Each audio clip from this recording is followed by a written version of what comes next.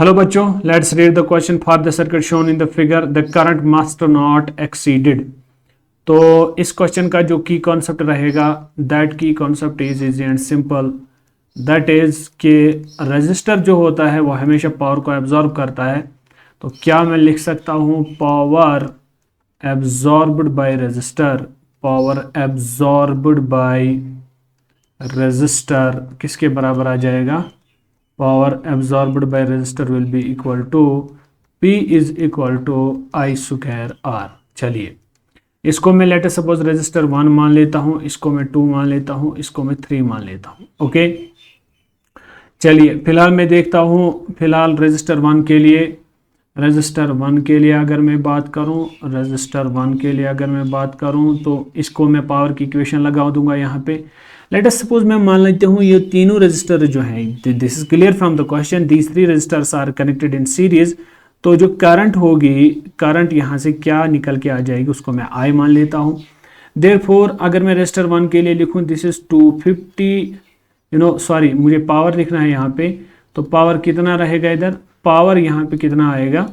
That is 1/4 watt will be equal to I square R का value जो है that is 250 kilo watt. इसको 10⁻³ लिखेंगे, 250 किलो ओम। ओके, तो can I write this I square is equal to 1/4 into 250 into 10⁻³।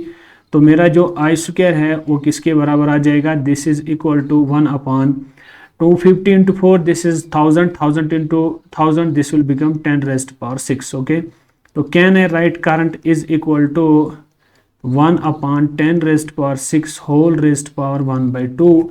So our value of current I is equal to 10⁻⁻³ पहले इसका 6 cancel होगा, यहाँ 3 बचेगा, ऊपर चढ़ेगा 10⁻³ एम्पियर। तो क्या मैं लिख सकता हूँ करंट का वो वैल्यू आएगा दैट इज 1 मिली एम्पियर। फिलहाल यहाँ तक मुझे पता चला, ये पॉइंट 1 था। ओके, अब अगर दूसरे पॉइंट की मैं बात करूं, इसी जो है इसी लेवल पे मैं दूसरे रजिस्टर के लिए बात करूं, रजिस्टर 2 की अगर मैं बात करूं, तो यहाँ पे जो इसका पावर निकल के आ जाएगा, इसका पावर जो है that will be simply is equal to I square R। तो पावर जो है यहाँ पे that is also 1/4 watt, this is equal to I square resistance 10 kilo ohm, this is 10 into 10⁻³ तो आई स्क्वायर को मैं रखता हूँ अपनी जगह पे, इन दोनों को 1/4 को डिवाइड करता हूँ, this is 1/4 into 10⁻⁴, this is how much. तो यहाँ से जो आपका आंसर निकल के आ जाएगा that will be equal to I square, I is equal to 1/4, इसका अंडर रूट बन जाएगा, और यहाँ से 4 इंटू 10⁻⁴ का जो है 1/2 चढ़ेगा। चलिए अगले सफ़े में मैं इसको सॉल्व करता हूँ। This will be I is equal to 1/, अगर 4 का अंडर रूट में देखूँ यानी 4 का ये बन जाएगा 2 और ये 10⁻² बन जाएगा, दिस इज 2 इंटू 10⁻²। तो अगर मैं इसका आंसर देखूँ this will B 0.5 into 10⁻⁻²।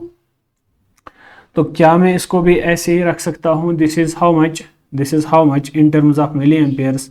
Can I write this as 5 into 10⁻³ ampere. तो इसको मैं लिख सकता हूँ 5 मिली एम्पियर। अब देखिए, जो 250 केवी का किलो ओम का रेजिस्टर था, उसके अक्रॉस जो करंट मुझे मिल रही है दैट इज 1 मिली एम्पियर।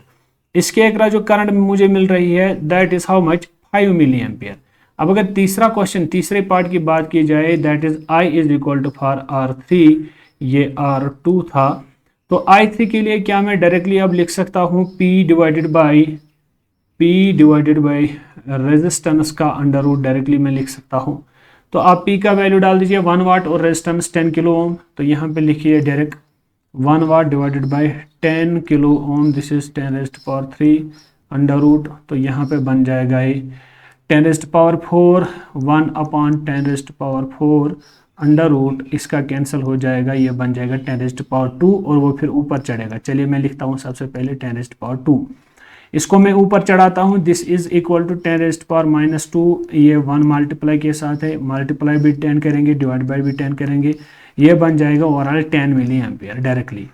तो इसका मतलब ये हुआ कि रेजिस्टेंस R3 के अक्रॉस जो करंट का मैक्सिमम वैल्यू जो मुझे मिल रहा है दैट इज 10 मिली एम्पियर।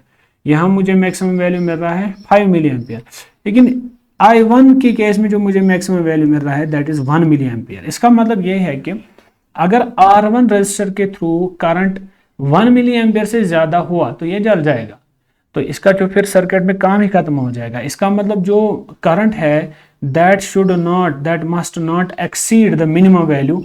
अगर हम मिनिमम की बात करेंगे इस वाले केस में, इस वाले केस के अंदर जो मिनिमम वैल्यू करंट का रहना चाहिए दैट मिनिमम वैल्यू